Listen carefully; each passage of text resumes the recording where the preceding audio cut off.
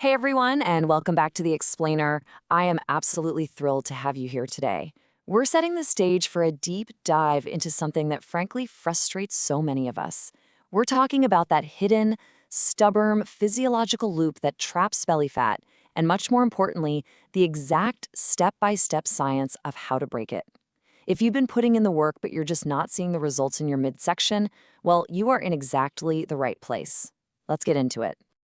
So you know the drill, right? It is incredibly frustrating. You cut the sugar, you're carefully tracking your meals, you're hitting the gym, you even stopped late night snacking. You are doing literally everything quote unquote right. And yet, despite all this strict dieting and exercise, especially as we hit midlife, that stubborn belly fat just refuses to budge. The number on the scale might actually go down, but your waistline, it stays exactly the same. Well, here is exactly why that happens. We've essentially been sold an outdated myth. We constantly obsess over this eat less, move more formula. The gym and the diet.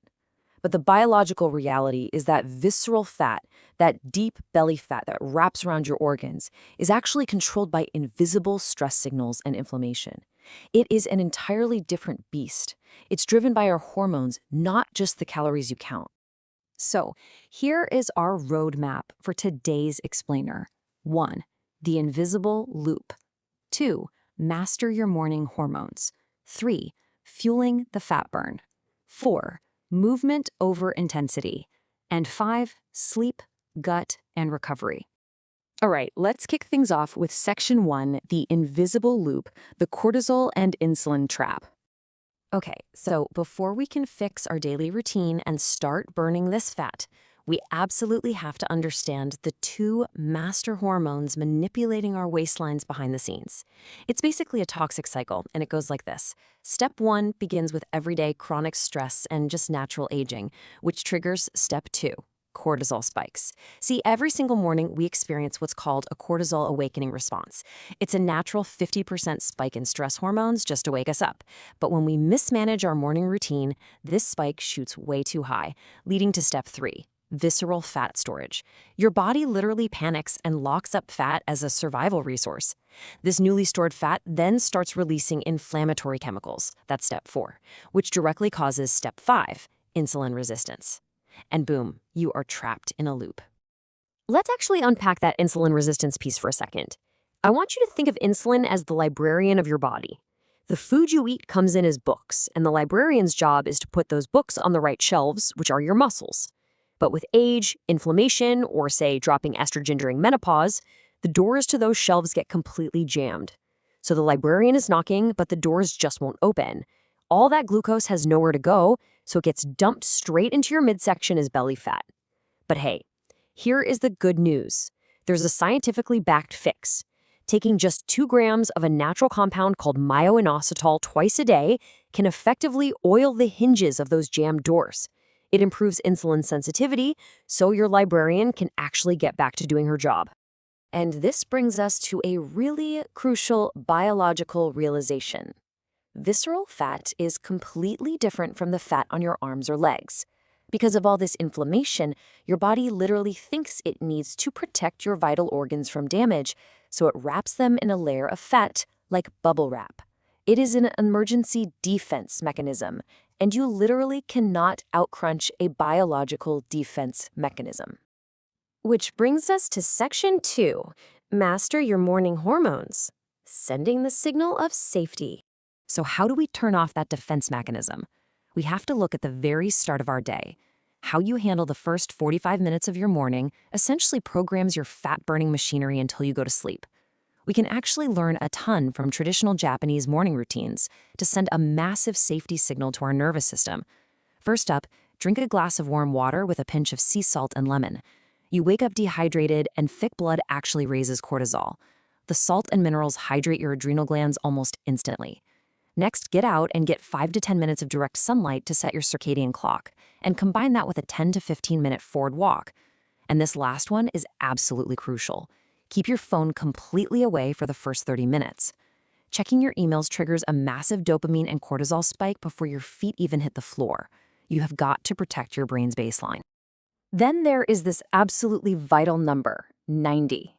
You must delay your morning caffeine for 90 minutes after waking up. And the science behind this is fascinating. When you wake up, your brain still has residual amounts of a sleep chemical called adenosine floating around. If you drink coffee immediately, the caffeine just blocks those receptors. But that adenosine doesn't disappear, it just builds up behind a dam. So when the coffee wears off around 2 p.m., the dam breaks, you crash hard, your cortisol spikes, and, you guess it, you store belly fat. Wait 90 minutes, let the adenosine clear out naturally, and suddenly coffee becomes a fat-burning tool, not a stressor. Okay, bear with me on this next one because it sounds like absolute torture, but it is a brilliant hack you can add right before your first meal, the 90-second face dunk. Yep, plunging your face into ice water first thing in the morning, but the science is undeniable. Just submerge your face in a bowl of ice water for a total of 90 seconds. Why? Because the skin around your forehead and temples has a super high density of cold receptors.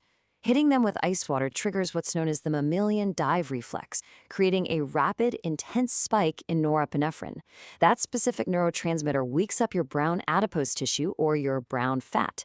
Unlike white fat that just sits there storing energy, brown fat is literally a furnace. It combusts and burns fat to generate body heat. Let's move on to Section 3, Fueling the Fat Burn, Timing and Protein Thresholds. As we move into the afternoon, we have to strategically structure our meals to bypass age-related hurdles and keep that brown fat furnace burning. Most of us follow the standard Western diet, right? A timely breakfast, a rushed sandwich for lunch, and then a massive dinner. But remember our librarian, insulin?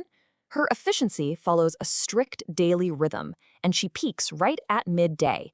This is where chrononutrition comes in, and it flips the script entirely. You actually want to make your lunch the most calorie-dense, carb-heavy meal of your day. Eating those carbs at noon means they get neatly stored in your muscles for energy. Eating those exact same carbs at 8 p.m., when your insulin sensitivity is completely plummeted, means they get dumped straight into visceral fat. Now, here's another crucial number you need to write down: 30. You need a minimum of 30 to 40 grams of protein per meal, period. As we age, our muscles go through something called anabolic resistance. If you only eat, say, 15 grams of protein at breakfast, your body doesn't even trigger muscle protein synthesis. It's like throwing a handful of tiny twigs onto a fire. It just burns out instantly. You need heavy logs. Hitting that 30 to 40 grams per meal actively fights off sarcopenic obesity. And that is the incredibly dangerous combination of losing your muscle mass while simultaneously gaining visceral belly fat. And while you're hitting those protein thresholds, we have to actively fight that low-grade inflammation loop we talked about earlier. Extra virgin olive oil is a powerhouse here. It literally changes how your body handles fat. In fact, one study showed 80% more fat loss just by swapping out standard inflammatory cooking oils for olive oil. Crazy, right? Then you've got omega-3s from fatty fish, which directly shut down inflammatory signals. Fermented foods like kefir or a good sauerkraut feed the beneficial gut bacteria that regulate your entire metabolism. And finally, try swapping your afternoon coffee for matcha tea. It keeps your fat burning active, but completely avoids that afternoon cortisol spike. All right, Section 4, Movement over Intensity. Why pushing harder backfires. Let's talk about exercise, because our first instinct is usually to just go punish ourselves in the gym to melt the belly fat off. But listen, especially if you're over 50, pushing harder often totally backfires. Visceral fat cells actually have more cortisol receptors than any other fat cells in your entire body. So things like high-intensity interval training or HIIT, they create hypoxia signal, which is a lack of oxygen, and your body reads that as a massive stressor. It heavily spikes your cortisol and essentially locks your fat down. Instead, swap the grueling HIIT for brisk interval walking. Try 3 minutes fast, 3 minutes slow. A brisk walk after meals drops your blood sugar by 20%, and most importantly, it signals absolute safety to your nervous system. Now, you might be wondering, why is walking outside so magically effective? Well, it all comes down to this incredible biological mechanism called optic flow. When you physically walk forward, your environment moves past you on both sides, right? That visual pattern directly connects to and calms down your amygdala, which is the fear center of your brain. It signals to our primal biology that we aren't hiding from a predator. We are safe, we are exploring, and most importantly, we are ready to release stored energy. It is literally medicine for your nervous system.